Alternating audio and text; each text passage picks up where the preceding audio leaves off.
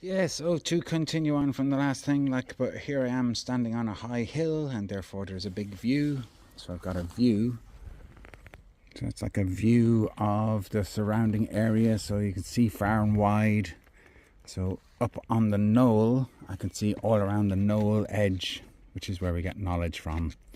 To have all the information of what's going on around us. Total information awareness doesn't work so well when you're in a little valley kind of thing. But yeah, I was going to talk about something I mentioned as the word tesseract. A lot of people might not know what a tesseract is, but essentially it's the shape of a cube inside of a larger cube. So a cube inside of a cube, and that's a bit like saying the construct inside of a bigger construct.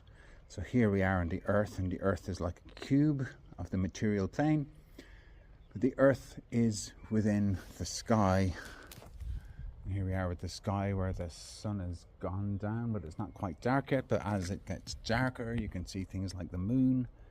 Whee! And pretty soon the stars will all come out. And when the stars come out, you can see that tesseract on the outside. So the outer tesseract is all full of the motion of stars, and the stars are all moving around relative to each other, but keeping a shape all relative to each other. And in the stars we define there are, oh look, that little group of stars, that looks a little bit like this, and there's another group of stars, they look a little bit like that, and there's another group of stars and they look a little bit like something else. And that's where we get the 12 signs of the zodiac, saying, hey look, there's these 12 shapes dividing the sky up artificially into these 12 quadrants, 12 areas.